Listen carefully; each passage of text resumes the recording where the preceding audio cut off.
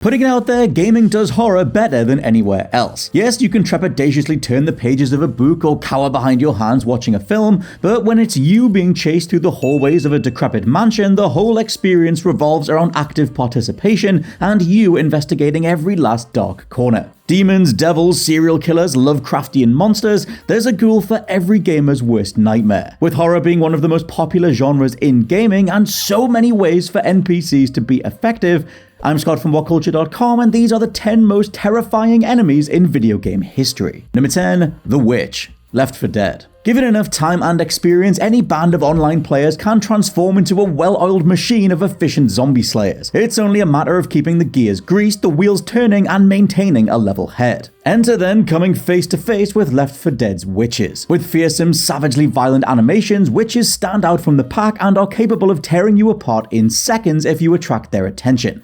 Which you will, because you'll be trying to shoot everything else. Largely staying in a resting state until you swoop over them with a flashlight, you then get one chance to back off, unless you're already too close anyway. Witches will come at you and are the single most frequent cause of teamwork going out the window. Number 9, Scissorman, Clock Tower. Before the Nemesis, there was Scissorman, one of gaming's greatest slashers. One of many across the Clock Tower series, the original Scissorman pioneered weaponizing a ridiculously large pair of shears, taking sadistic pleasure in stalking helpless heroine Jennifer throughout the isolated Barrows mansion. Constantly on the back foot, your list of options boils down to run or hide, and you'll be doing plenty of both. Being a point and click, and with Scissorman never really backing off entirely, you'll be scrambling for a hiding spot at the drop of a hat, maybe going off gut feeling after hearing something, and then just hoping for the best. This was like some proto-alien isolation energy, and with the demonic imp surprise attacks wiping you out if you're not careful, Clock Tower perfects that white-knuckle, am I even safe energy that only video game horror can pull off. Number 8, the Shibito, Siren Blood Curse. Less zombie, more raving psychotic demons from the lowest circles of hell, the reanimated villagers of Haneda, Japan stalk their roads and buildings in search of prey, all while muttering incoherently under their breath. The Shibito are highly violent, and it's advisable to avoid any and all contact as they'll easily overpower you through numbers and strength. That's where game mechanic sight-jacking comes in, an ability that allows you to borrow one set of their eyes for a bit so you can coordinate your movements better. Besides the fact you can sight-jack into a Shibito and realize the thing they're stalking is you from behind, you'll also see them attempting to garden, praying, maybe watching TV or having dinner,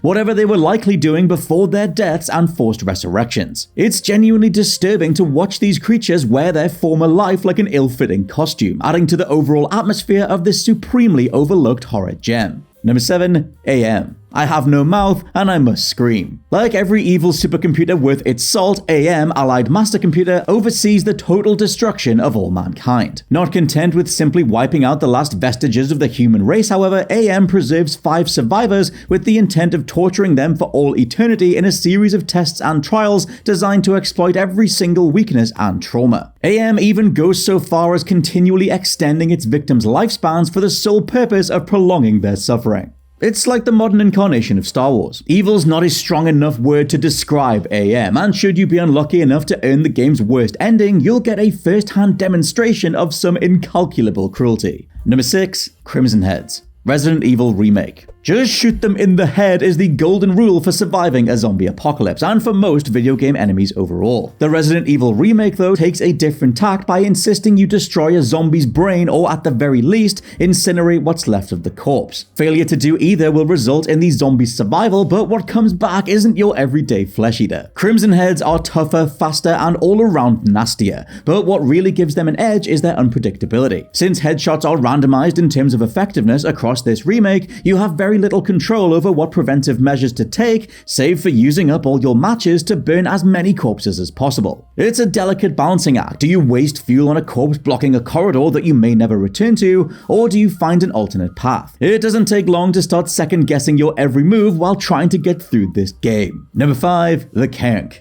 Amnesia: The Dark Descent. Amnesia is all about robbing whatever sense of safety and comfort you have until there's nothing left. The very act of looking at the creatures lumbering throughout one Brennenberg's corridors is enough to induce all-consuming madness. Literally, the longer you're exposed to danger, the faster your sanity plummets, and while the light can provide some relief, it then means you're easier to see for any enemies in the vicinity. This tricky balancing act is further complicated once you reach the castle's dank cellar, where the Kaernk, water-dwelling things completely invisible to the naked eye, are waiting below the surface. With little beyond the occasional ripple or splash to mark where not to go, getting through these cavernous tunnels is a mix of improvisation, jump scares, and pure luck. Number 4. The Falling Woman. Fatal Frame 2, Crimson Butterfly. As it's impossible to fight Fatal Frame's enemies in a conventional sense, your only means of defense is the camera obscura, dealing damage based on lining up a perfect shot. As hard as it is picking from so many incredible enemies and scenarios then, The Falling Woman stands out thanks to raw visuals and a memorable backstory. Locked in an endless suicidal loop, The Falling Woman is a grotesque mass of twisted angles and bent limbs. Looking at her is enough to scare you as is, but you'll never forget the moment she starts scampering across the ground on broken bones, coming straight at you while you try to keep some composure. Number 3. Hybrids/Shodan. System Shock 2. Hybrids are essentially meat puppets, humans under the control of parasitic worms which serve as the link between body and the many, a hive mind AI organism with a fetish for flesh. Hybrids are fast, tough, and just horrific to look at, resembling an acid-eaten mass of pulped flesh bearing a vague resemblance to the human form. Believe it or not, that isn't even what makes them terrifying. Instead, it's that these beings are entirely aware of their situation, and will beg for somebody, anybody, to end their pain and suffering. Again, it's like being a Star Wars fan. Behind all this is puppet string puller herself, the megalomaniacal psychotic AI Shodan. With her flat, eerily unemotional voice trying to cover for a burning hatred of humanity, Shodan transforms the Von Braun starship's gleaming metallic corridors into an inescapable nightmare of her creation. It's a feeling of being a rat in a sci-fi maze, and with one of the greatest reveal scenes of all time, Shodan is the definition of a timeless evil. Number 2. Pyramid Head. Silent Hill 2. If Silent Hill 2 is about a grieving man's search for peace, then Pyramid Head embodies the inescapable spectre of loss and guilt. The only thing more horrifying than being trapped in your own personal hell for all eternity is being haunted by a custom-made executioner who refuses to grant you the mercy of a quick, painless death. Standing well over 7 feet tall and brandishing a sword big enough to slice a truck in half, Pyramid Head's silhouette at the dark end of a corridor is what helped make him instantly identifiable, intimidating, and iconic. Better still, in terms of his agency across Silent Hill 2, early on Pyramid Head doesn't even attempt to harm you directly, instead going after your companions.